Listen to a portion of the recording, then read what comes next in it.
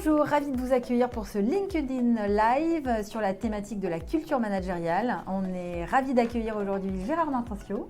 Bonjour. Bonjour. Bonjour Monsieur Matencio, ravi de vous accueillir. Est-ce que vous pouvez vous présenter rapidement et nous expliquer votre rôle au sein de l'entreprise Enedis? Bien volontiers. Donc, je m'appelle Gérard Matencio, je suis directeur délégué d'une direction un peu particulière d'Enedis, la direction des dirigeants, des talents et de la dynamique managériale. C'est une direction qui est consacrée aux cadres et aux managers d'entreprise, séparée de la direction des ressources humaines. Et notre vocation, c'est à la fois de gérer les parcours professionnels des cadres et managers d'entreprise et de porter ce que nous appelons la transformation managériale, c'est-à-dire tous les projets qui ont pour vocation de faire en sorte que nos cadres et nos managers adoptent les bonnes attitudes et les bons comportements. Merci Monsieur Matencio. Et justement, quels étaient vos objectifs et vos attentes quand vous avez décidé de former les managers d'Enedis? Alors, nous avions plusieurs attentes. D'abord, pour comprendre, nous avons une politique managériale qui en gros dit ce que nous cherchons, c'est de la performance durable. Durable au sens où elle n'est pas obtenue en sacrifiant le patrimoine technique ou le patrimoine humain dans l'entreprise. Parce qu'on peut obtenir, hélas, de la performance en sacrifiant l'un ou l'autre, voire les deux. Et la seule façon d'obtenir une performance durable, donc, c'est d'avoir des collaborateurs engagés. Et pour nous, l'engagement peut être généré par plusieurs facteurs, mais il y a un facteur qui est absolument essentiel, c'est l'attitude et le comportement du chef, du manager, du cadre. Et ça, c'est déterminant pour obtenir de l'engagement.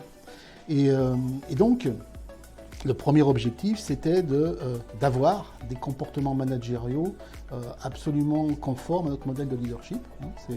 C'était un des objectifs particuliers. Alors, la difficulté du sujet, c'était que nous sommes 5000 managers chez Enedis et que sur ces 5000 managers, nous avons 2700 managers de proximité. Alors, qu'est-ce que c'est qu'un manager de proximité? C'est un manager qui n'est pas cadre, qui n'a pas un statut de cadre.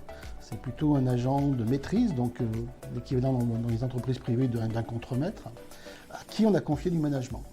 Et cette population est absolument essentielle pour nous, parce que d'abord c'est la plus nombreuse, elle représente 2700 personnes sur les 5000 managers d'entreprise, mais surtout elle est en contact quotidien avec les collaborateurs. C'est elle que les collaborateurs voient tous les jours. Les autres strates managériales ne sont vues que de manière plus espacée, une fois par semaine, une fois par mois, voire une fois par an pour le directeur régional. Donc, de la qualité de ces managers de proximité dépend finalement l'adhésion des salariés à nos projets ou pas. Et donc, le deuxième objectif, c'était de faire en sorte justement que ces managers soient très bien formés, alors que pour certains, ils sortent de l'exécution, du collège d'exécution, de la technique, je dirais, et qu'ils managent pour la première fois. Et donc l'idée, c'était aussi de former aux fondamentaux du management, aux actes les plus élémentaires du management, qui sont d'ailleurs pas toujours possédés par toutes les strates hiérarchiques, il faut le reconnaître. Et donc notre objectif, c'était aussi de bien les former à ces fondamentaux. Merci Monsieur Matencio. Et justement, quels sont les critères que vous prenez en compte pour choisir vos partenaires formation? Et en quoi l'offre Talent Management d'Adecco Training a pu répondre à vos attentes? Alors, il y a eu plusieurs critères effectivement auxquels l'Adecco a répondu. Le premier critère, c'était surtout de ne pas plaquer une formation toute faite sur nos besoins. Donc il fallait que le prestataire retenu, en l'occurrence Adecco, comprenne bien notre besoin et cisèle une formation qui nous ressemble. D'ailleurs, elle nous ressemble tellement qu'on intervient dedans. Et donc, c'était le deuxième critère, c'était qu'il fallait trouver la bonne conjugaison, le bon mariage entre les interventions faites par les professionnels d'Adecco et les interventions faites par nos propres formateurs, dont je fais partie d'ailleurs, puisque j'interviens aussi dans cette formation. Donc ça, c'était le premier critère. Le second critère, c'était qu'Adecco comprenne bien notre politique managériale. Elle a des particularismes.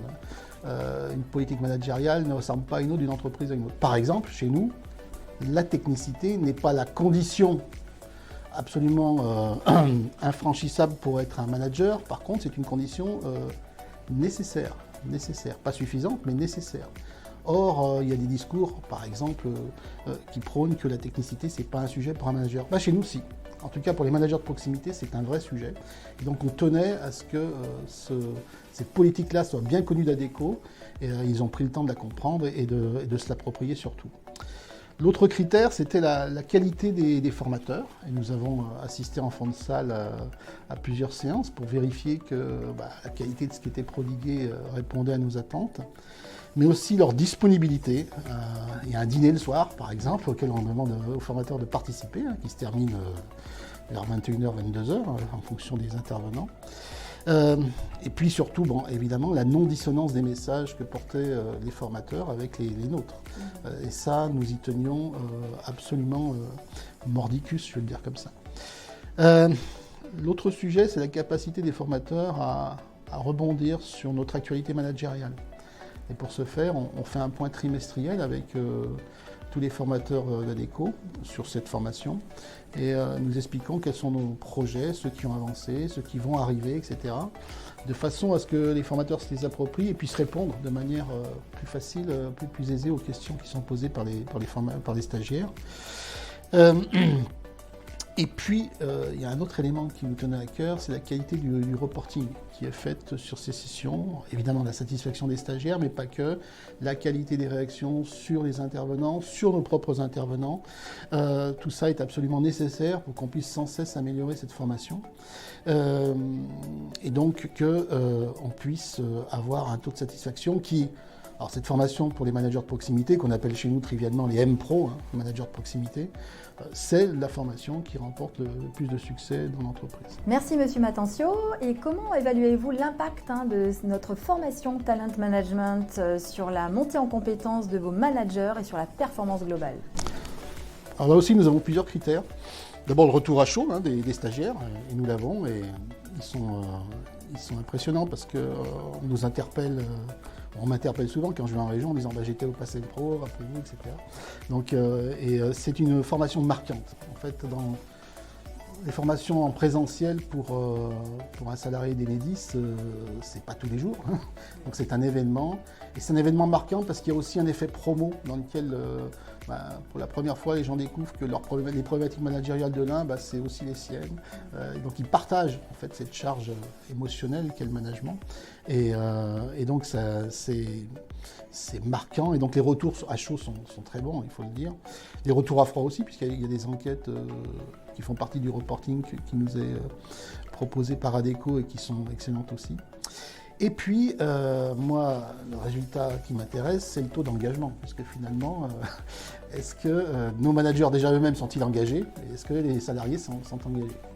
Alors, il se trouve qu'entre 2018 et 2023, le taux d'engagement des managers de proximité, qui était au tout début de 67%, ce qui est déjà pas si mal si on se compare aux autres entreprises en France, est monté progressivement jusqu'à 81%. Donc 81% de managers de proximité qui se déclarent engagés dans l'entreprise. C'est plus qu'une déclaration, puisque ça repose sur plusieurs questions qui forment un indice. Mais surtout, ces 80%, c'est équivalent au taux d'engagement des cadres non encadrants, certes, mais des cadres. Donc on a des agents de maîtrise, finalement, qui sont aussi engagés que des cadres dans l'entreprise. Donc ça, je trouve ça assez fabuleux et spectaculaire. Et c'est la vraie mesure, finalement, de la réussite de cette formation.